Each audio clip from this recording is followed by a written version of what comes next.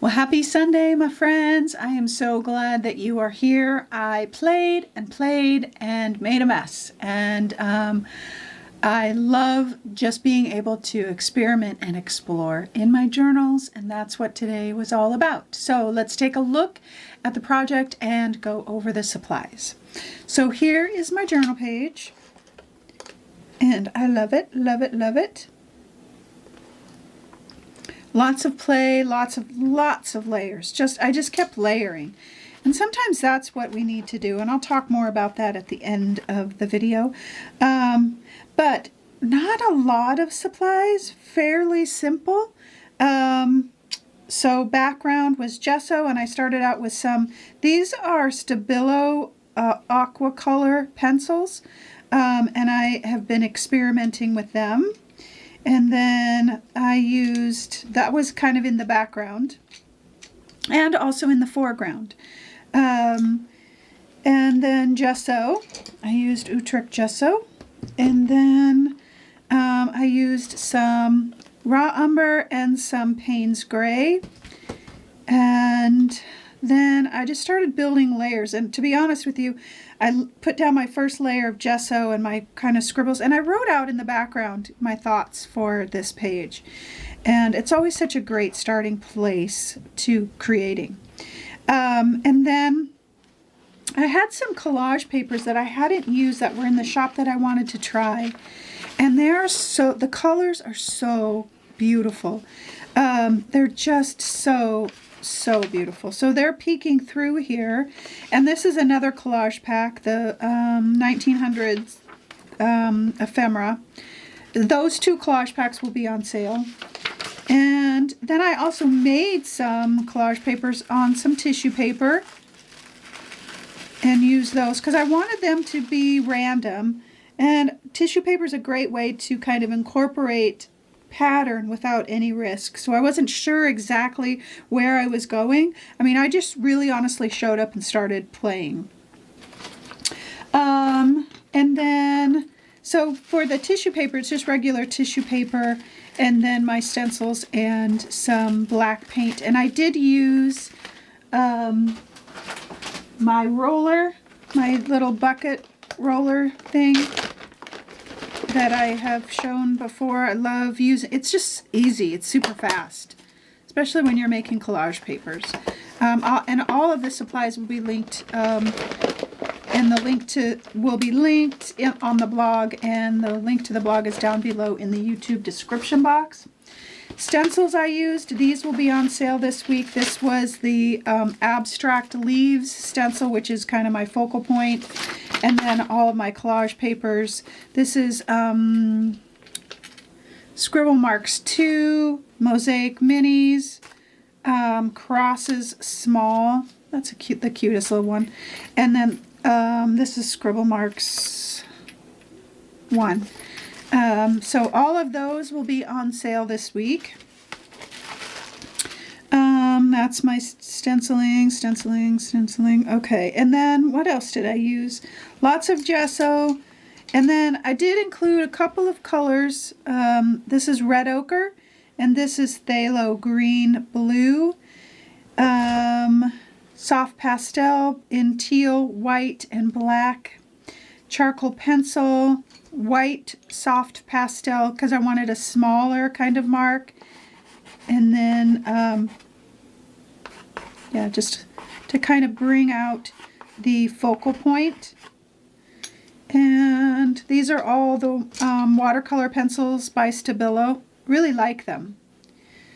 I did use my scraper a lot, and I don't believe I used I used a palette knife, did not use a brayer, and I used my scraper. And these scrapers actually, so these are for dough for baking, and they give a really nice smooth edge, and I bought several of them and cut them down into the sizes that I needed, and I love that. And because they're silicone, they're super easy to clean. Printed my words on tissue paper, charcoal pencil. That's I mean, not a ton of supplies. I used fluid matte medium to put my tissue paper down, matte gel to put my other papers down. I did use some black acrylic paint. And then, let's see, I said raw umber and Payne's gray. I mean, my palette is super, you can see my palette here. Not a ton of, like, you know, that little bit of teal, the red ochre, black, gesso, Payne's gray, and raw umber. That's it. And then just lots of layers of paper, and that just makes me happy. This was brown paper for the background. It was some leftover packing paper. And that's really it. Yummy. Yummy, grungy goodness. All right, so that is the supplies for our project. Again, the link to the blog is down below in the YouTube description box, and that's where all the supplies will be listed and linked as well. All right, so let's get creating.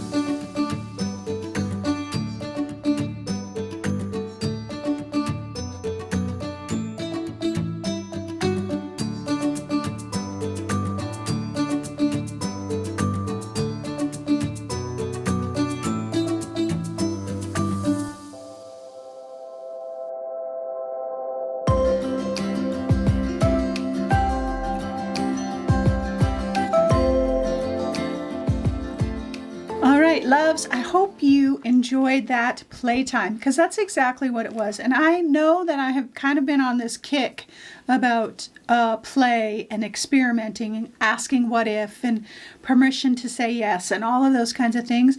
But it's super important as an artist. And so let's take a look at the journal page, because the quote, "Play is the highest form of research."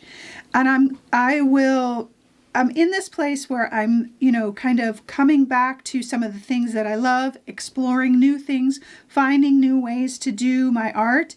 And the only way that I find that is when I'm playing, when I'm just making a mess and letting go. And that's what this page was. I didn't have a plan.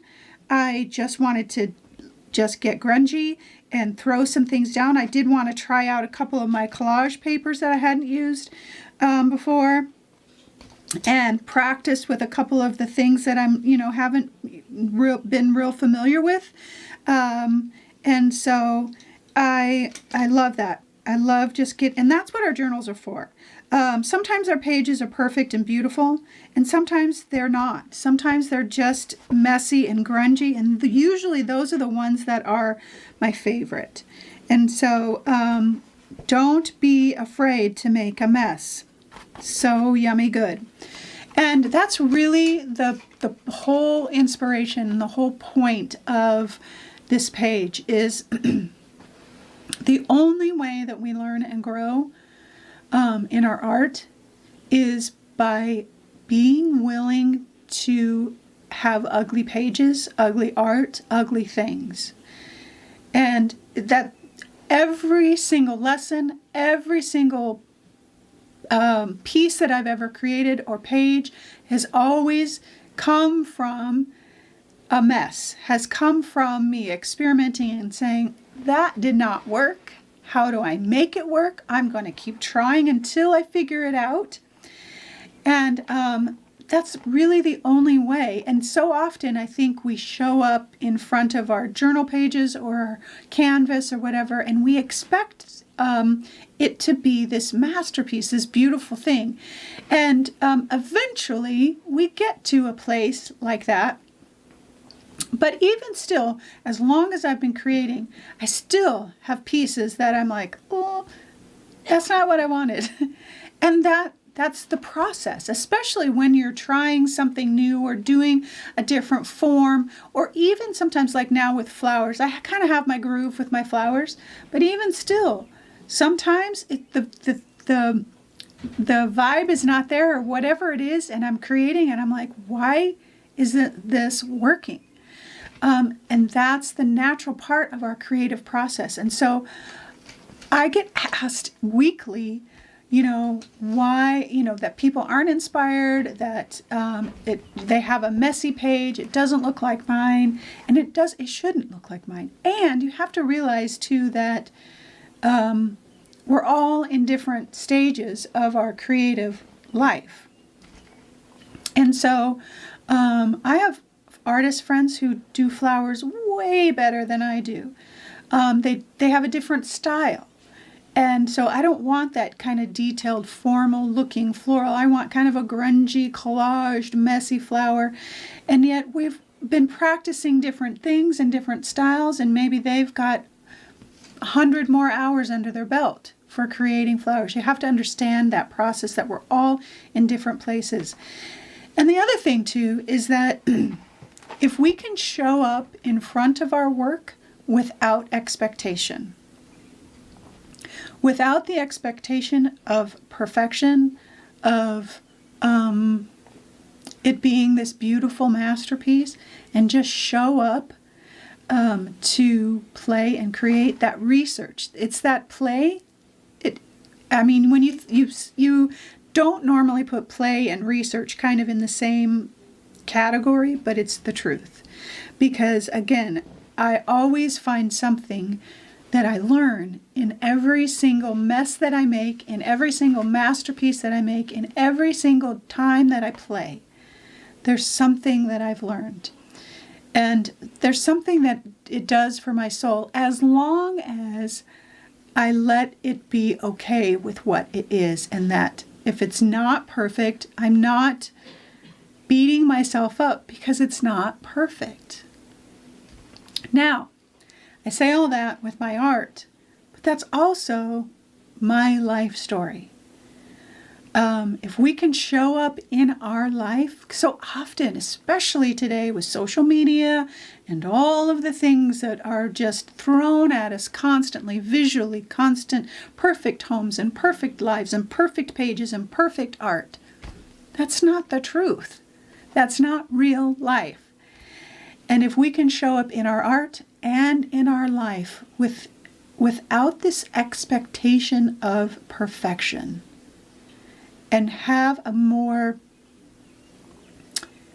curious state of mind with our lives. And when I think about our own lives, we're all in different places. We've all been through different things. We've all had different hurt and heartache and joy and celebrations. And they all play a part in who we are.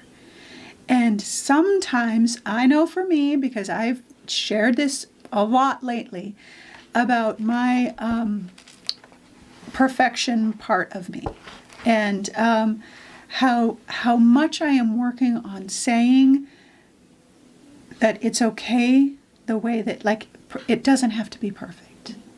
And that's a really hard one for me in all areas, my home, my, all things. But that it's okay to be imperfect, and our work is okay to be imperfect. Why? Because it's in that imperfection, it's in that play that we learn. That's our research. So, for example, in life, I want to be the best at like if I start a new job and I go in thinking that I'm going to be the best, I'm obviously not going to be the best because it's a new job. Same thing with our art. It's a new thing. It's a new study. It's a new supply. It's a new tool. I'm not going to be the best at it, but I will be okay with what I am right now and continue to grow. And so just like with my art, I'll say, well, that did not turn out like I wanted it to. Do you know how many times I have said that in my life, my everyday life? Well, that didn't go as planned. I didn't say the right words. I didn't do this or that or whatever.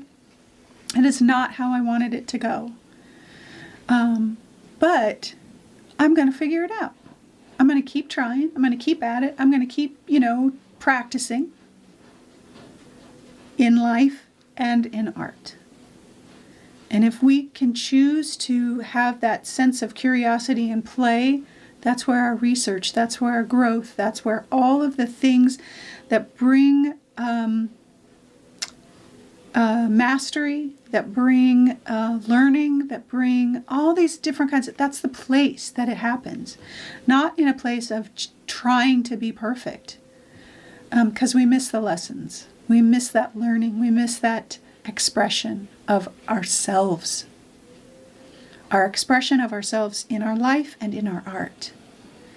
And if we can let go of that, if I can let go of that, that is my work. That is my work right now. My art will grow. My life will grow. And I'll be a lot less stressed, hopefully.